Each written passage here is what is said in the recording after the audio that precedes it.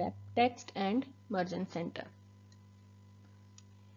Excel में हर cell की इंडिविजुअल फॉर्मेटिंग होती है और हर सेल में डाला गया टेक्स्ट दूसरी सेल से अलग होता है।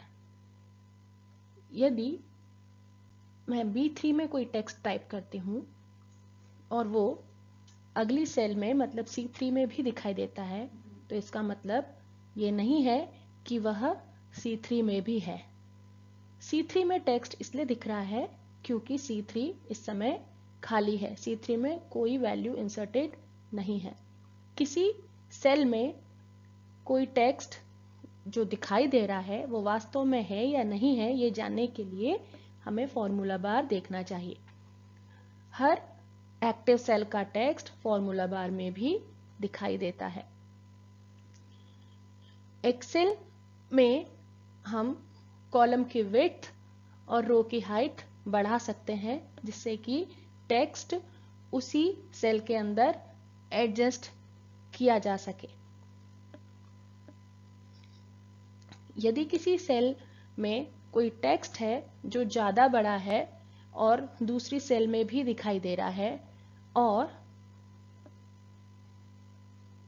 यदि मैं दूसरी सेल में भी कोई टेक्स्ट लिखूं तो पहली सेल का टेक्स्ट हाइड हो जाएगा। जैसे यहां मैं C3 में लिखती हूं स्टूडेंट्स फादर नेम। जैसे ही स्टूडेंट्स फादर नेम लिखना मैंने शुरू किया, स्टूडेंट्स नेम का नेम हाइड हो गया। अब स्टूडेंट्स नेम को पूरी तरीके से देखने के लिए मुझे B3 की सेल को बढ़ाना होगा, B3 का सेल का साइज इंक्रीज करना होगा। कॉलम विड्थ हम बढ़ा सकते हैं जिससे कि पूरा सेल कंटेंट हमें दिखाई दे। लेकिन यदि हम ऐसा नहीं कर सकते हैं, हमें नहीं करना है, हमें सेल की कॉलम विड्थ नहीं बढ़ानी है, तो हम करेंगे रैप टेक्स्ट। होम के अंदर अलाइनमेंट ग्रुप में रैप टेक्स्ट एक ऑप्शन होता है जिससे सेल का टेक्स्ट सेल की विड्थ को इंक्रीज किए बिना उसी सेल में सेट हो जाता है। जैसे कि अभी आप देख सकते हैं स्टूडेंट्स नेम मल्टी लाइन में अरेंज हो गया। इसी तरीके से स्टूडेंट्स फादर नेम भी 3 लाइन्स में अरेंज हो गया और हमें सेल की कॉलम विड्थ भी नहीं इंक्रीज करनी पड़ी। ऐसे सिचुएशन में रो की हाइट इंक्रीज हो जाती है। तो जब भी हम कोई टेबल बनाते हैं और हमें उसमें कोई टेक्स्ट लिखना है जो कि हमारी सेल की कॉलम विड्थ से बाहर जा रहा है, मतलब यदि कोई लॉन्ग टेक्स्ट है तो हम उसे रैप टेक्स्ट करेंगे। लेकिन यदि हम बहुत बड़ी जगह में करना चाहते हैं और हमें पता नहीं है तो हम उसे सिलेक्ट करके रैप टेक्स्ट फीचर अप्लाई कर सकते हैं। पूरी रो को सिलेक्ट करके रैप टेक्स्ट अप्लाई करने से अब हम जो भी लिखेंगे, जिस भी सेल में लिखेंगे 3 रो में, 3rd रो में, तो वो ऑटोमेटिकली रैप टेक्स्ट हो जाएगा। इस रैप टेक्स्ट को करने का एक शॉर्टकट की भी होता है जिसे कहते हैं Alt+Enter। यदि मैं किसी सेल में कुछ टेक्स्ट टाइप कर रही हूं और मैंने पहले से रैप टेक्स्ट फीचर इनेबल नहीं किया हुआ है और मुझे जैसे ही पता चलता है कि सेल में स्पेस खत्म हो रहा है तो हम Alt+Enter की का प्रयोग कर सकते हैं। जैसे यहाँ राम लिखते बराबर हमें पता है कि सेल का स्पेस खत्म है, विड्थ खत्म है, तो हम प्रेस करेंगे Alt+Enter। कर्सर 2nd रो में इंसर्ट आ जाता है और यहाँ पर हम टेक्स्ट का अगला भाग लिख सकते हैं। तो इस तरीके से Alt+Enter करके भी हम रैप टेक्स्ट अप्लाई कर सकते हैं। तो अर्थात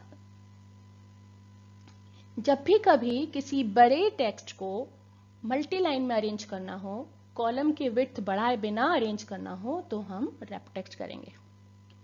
इसी तरीके से यदि मुझे छोटी छोटी कई सेल्स को मिलाकर एक बड़ी सेल बनानी हो, मतलब मुझे सेल का कॉलम विड्थ भी नहीं बढ़ाना है और एक सेल का विड्थ बढ़ाना है, मतलब कि सारी सेल्स की हाइट नहीं बढ़नी चाहिए, केवल एक ही सेल की विड्थ बढ़नी चाहिए, तब हम करते हैं मर्ज एंड सेंटर। जैसे यहां हमने लिखा हाउस नंबर, कॉलोनी नेम और सिटी और पिन। ये चारों क्या हैं? ये चारों अलग अलग कॉलम्स में हमने भले ही लिखे हैं, लेकिन ये चारों एड्रेस के भाग हैं। मतलब इन चारों का कॉमन हेडिंग हुआ एड्रेस। अब यदि मुझे इन सभी के ऊपर एक कॉमन हेडिंग डालनी है एड्रेस, तो मैं कहाँ डालूंगी? मुझे ऊपर मेरे पास स्पेस है, मैं D2 में लिख सकती हूँ एड्रेस, या फिर E2 में भी लिख सकती हूँ, या फिर F2 में भी लिख सकती हूँ, या फिर G2 में भी लिख सकती हूँ। लेकिन जैसे ही मैं लिखती हूँ D2 में एड्रेस, वो सिर्फ हाउस नंबर के ऊपर दिखता है, चारों कॉलम्स के ऊपर नहीं दिखता। और यदि उसको सेंटर में लाने के लिए मैं उसको E2 में शिफ्ट करती हूँ, तो भी वो सही तरीके से सेंटर में नहीं दिखाई देता। ऐसे सिचुएशन में हम कॉलम की विड्थ नहीं इंक्रीज कर सकते, क्योंकि कॉलम की विड्थ बढ़ाने से पूरी रोज, जितनी भी रोज हैं, सभी की विड्थ बढ़ जाएगी, जो कि हमें नहीं करना है। तो हमें सिर्फ एड्रेस की कॉलम विड्थ इंक्रीज करनी है। तो ऐसे सिचुएशन में हम कॉलम विड्थ इंक्रीज नहीं कर सकते हैं, तो हम मर्ज एंड सेंटर करते हैं। मर्ज एंड सेंटर में छोटी छोटी सेल्स को मिलाकर हम एक बड़ी सेल बना लेते हैं, जो कि मर्ज एंड सेंटर ऑप्शन भी हमें होम टैब के अंदर अलाइनमेंट ग्रुप में मिलता है, जो कि रैप टेक्स्ट के जस्ट नीचे होता है। ये देखिए, जैसे मैंने रैप टेक्स्ट पे क्लिक किया, DEFG तीनों को मिलाकर एक बड़ी सेल बन गई, और जो सेल का कंटेंट था एड्रेस, वो इन चारों के बिल्कुल ठीक बीच में एडजस्ट हो गया। और इन चारों के और इस नीचे के जो चार कॉलम्स हैं, उनके ठीक बीच में ये दिखाई दे रहा है। तो जब भी मुझे किसी कॉलम हेडिंग को देना हो जो कि बिल्कुल सेंटर में अलाइंड हो, तब हम मर्ज एंड सेंटर करते हैं। जैसे कि इस पूरे की हेडिंग ऊपर लिखी हुई है वो भी हम इसी तरीके से मर्ज एंड सेंटर से बिल्कुल सेंटर में अलाइन कर सकते हैं। तो हम कह सकते हैं कि मर्ज और सेंटर का क्या मतलब है? मर्ज एंड सेंटर में हम दो या दो से अधिक छोटी छोटी सेलों को मिलाकर एक बड़ी सेल बनाते हैं।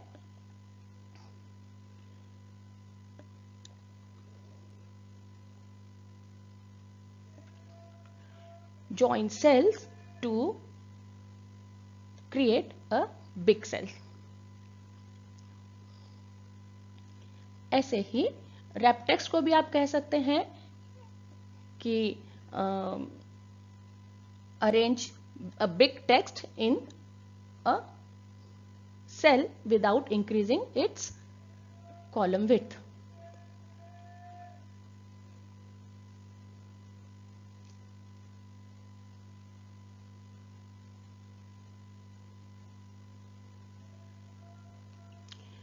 यदि आप किसी टूल के बारे में जानना चाहते हैं, उसकी डेफिनेशन के बारे में जानना चाहते हैं, उसका शॉर्टकट के बारे में जानना चाहते हैं, तो अपने माउस को उस पर्टिकुलर टूल के ऊपर लेकर जाइए। नीचे एक टूल टिप आ जाती है, और वो टूल टिप आपको उस टूल के बारे में हिंट देती है। इस टूल टिप को हम स्क्रीन टिप भी कहते हैं। और यहाँ पर आपको पता चलता है कि उस टूल टिप का नाम क्या है, और उस टूल का नाम क्या है, और उस टूल का काम क्या है, उसका यूज हम कैसे क्या कर सकते हैं। तो ये हेल्प होती है जो कि एप्लीकेशन हमें प्रोवाइड करती है। तो यदि कोई टूल है जिसके बारे में आप नहीं जानते हैं, आप अपने माउस को उस पर लेके जाइए, और आपको वो हेल्प करेगा उसके बारे में जानने में। मैं यहाँ रैप टेक्स्ट और मर्ज एंड सेंटर को सेंटर अलाइन करना चाह रही हूँ, तो मैंने रैप टेक्स्ट और मर्ज एंड सेंटर टेक्स्ट को सिलेक्ट किया, H तक का कॉलम सिलेक्ट किए, और मैंने किया मर्ज एंड सेंटर। अब ये जो हेडिंग है ठीक बीच में एडजस्ट हो गई। ये मैंने A से लेके H तक सिलेक्ट किया था, तो A से लेके H के सेंटर में वो आया है, और एड्रेस को मैंने D से G तक सिलेक्ट किया था, तो वो D से G के बीच में सेंटर में दिखाई दे रहा है।